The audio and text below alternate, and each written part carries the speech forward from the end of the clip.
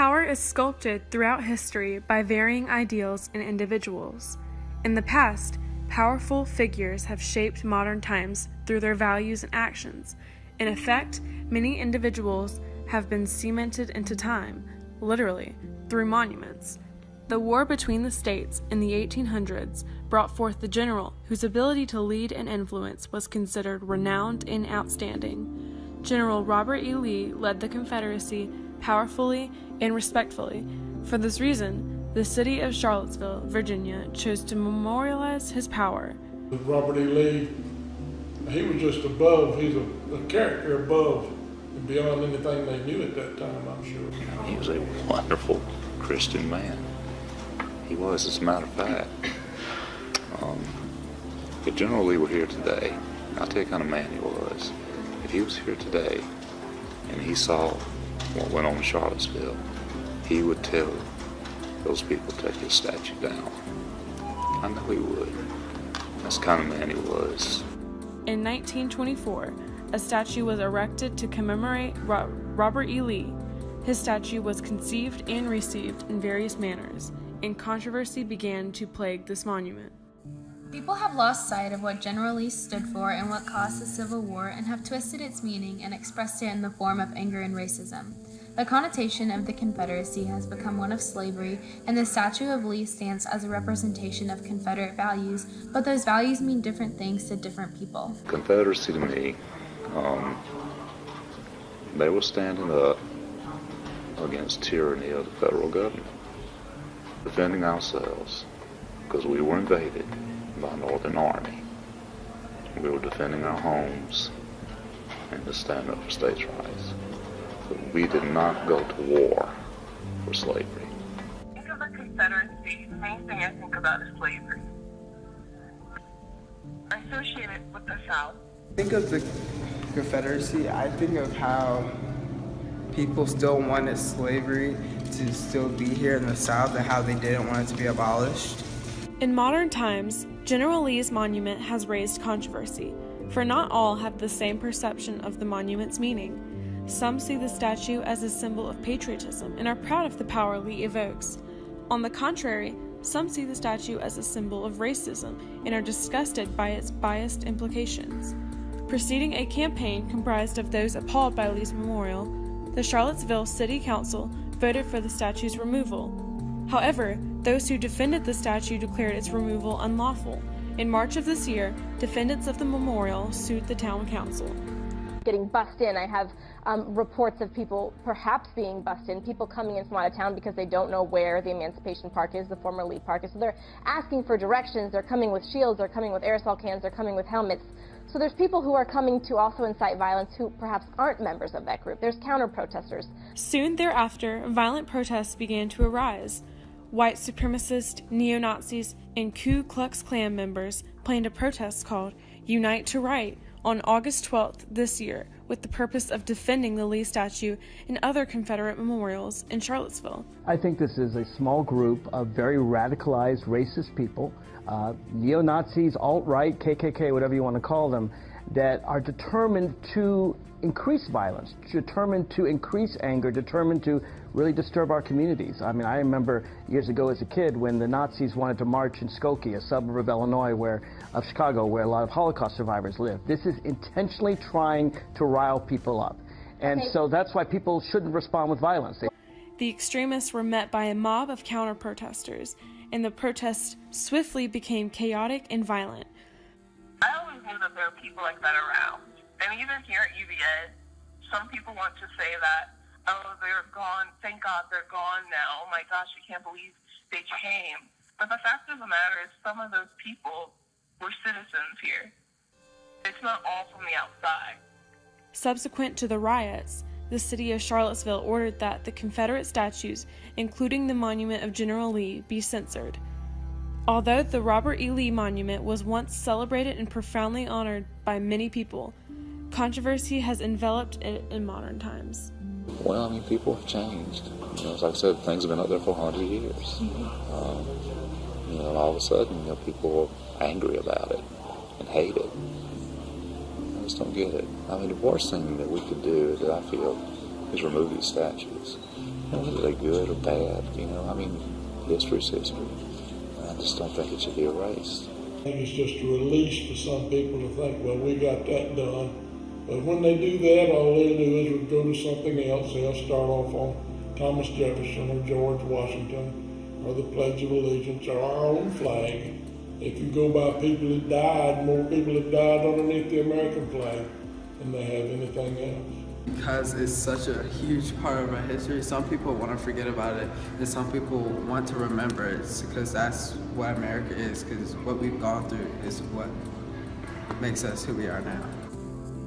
While today the monument is the center of dispute and controversy, when it was initially conceived, it was greatly celebrated by the people of Charlottesville. The conception of the Robert E. Lee Monument proved to be a hassle for the city of Charlottesville. Paul McIntyre, a benefactor of the city and philanthropist, donated an acre of land in Emancipation Park to the city of Charlottesville with the purpose of erecting thereon a statue of General Robert E. Lee and to present said property as a memorial to his parents. To complete this project, the city commissioned Henry Schrady, an American sculptor, to design and develop the memorial of Lee. Ironically, Schrady gets most of his recognition for helping design the monument of Ulysses S. Grant, Lee's rival, in Washington, D.C. During the designing process, Schrady grew increasingly ill and died on April 13, 1922, and this delayed the construction of Lee's memorial. Frustrated with the delay, McIntyre hired Leo Lentilli, an Italian sculptor, to complete the project. At last, the memorial was finalized in January of 1924 in New York. Preceding the finalization, the statue was sent to Charlottesville to be presented to the public on May 21st. McIntyre insisted that the sons of Confederate veterans and the United Daughters of the Confederacy take leadership in planning the unveiling of the long-awaited sculpture. Subsequently, the memorial was presented during a Confederate parade and reunion. To develop emotion and authenticity, Lee's great-granddaughter, Mary Walker Lee, was called upon to unveil the statue by lifting the Confederate flag from the memorial. The president of the University of Virginia, Edwin A. Alderman, accepted the statue on behalf of Charlottesville. Albeit joy and celebration radiated from the reveal of Lee's memorial at the time it was revealed, as time elapsed, controversy proceeded to encapsulate the monument. The written word still remains to be one of the most powerful tools in the world, with the ability to empower individuals, unite nations, and even tear people apart. The only text that appears on the monument are the words Robert Edward Lee, followed by the years of his life, 1807 to 1870. The text serves to inform readers of who is being presented in the statue and to honor the life of General Lee. However, the minimal amount of text present on the statue may mean that the sculptor assumed that no further introduction was needed, believing that the name itself held enough power to convey the intended message. Perhaps he did not want to distract from the main focus, General Lee and all that he represents. Almost any educated United States citizen knows who Robert E. Lee was and the role he played in the nation's history. These men were the most religious, God-loving, God-fearing men that walked on the face of this earth. General Lee was a good man. He didn't own slaves. His wife had slaves, and he freed them after they were married. The only reason General Lee took head of the Confederate Army, President Lincoln wanted him to lead the Union Army, but he refused to go against his state. He loved Virginia more than the Union. He is a prominent figure as he represents many facets of the heritage of the United States. The inclusion of the dates of General Lee's life create emotion within the viewer in which it compels them to commemorate upon his life. The absence of more writing establishes an impactful essence, and the use of his full name stimulates a sense of respect within the reader. Due to the fact that his name holds so many different associations for various groups of people, the controversy surrounding this important man has only increased in recent years. Correspondingly, the physical statue, in addition to the words, bears many meanings as well. The sculpture of General Lee atop his horse is green from years of oxidation, mounted upon a concrete block with an eagle surrounded by 2 laurel wreaths engraved on the front. This symbol holds its own form of power. Over the course of history, eagles have symbolized strength, authority, loyalty, and power. They are known as the chiefs of the skies, and their talons represent power and strength. In a like manner, laurel wreaths symbolize triumph and victory, holding historical significance, as these wreaths were awarded to Roman commanders as a symbol of martial victory. The eagles and wreaths work together to create a symbol that represents everything that Robert E. Lee stood for to the Confederacy. While the laurel wreaths symbolize victory, they do not stand for a literal victory in the monument, since the Confederacy was defeated by the Union, but rather stands for the spirit of the Confederacy and their pride. Lines on the concrete mount below the general maintain symmetry and aesthetic, leading the eyes of the viewer up to Lee. Additionally, Lee and his horse are sculpted out of bronze, giving more structure and making him seem more solid and firm as a powerful figure. The statue is facing the direction of Appomattox, Virginia, which is where Lee surrendered to Grant in the Civil War. So although he lost the war, the South still has a lot of respect for his strength and determination. The goal of the sculptor was to pay respect to an honorable man and to respect a general who extolled a lost cause.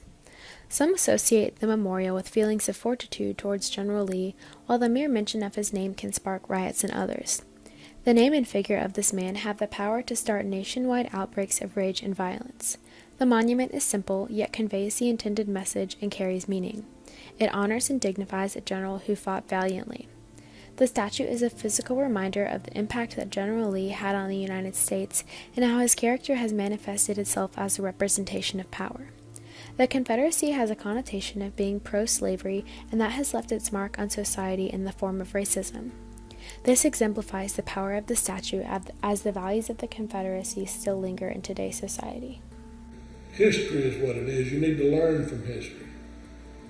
But what's happening today, we need to get where we can agree with one another about something anyway. Such a huge part of our history. Some people want to forget about it, and some people want to remember it because that's what America is, because what we've gone through is what makes us who we are now. Powerful monuments, such as the monument of Robert E. Lee, are an imperative facet of society, for they provide historical insight to the people, whether it be controversial or not. The Charlottesville Monument of Lee has seen many hardships since its conception in the 1920s, and it will continue to provoke controversy within today's society. Now, more than ever, people have become increasingly aware of their surroundings and what they stand for. As time goes by, societal norms evolve and controversies along with them. What is once conceived with elation is now received with abhorrence.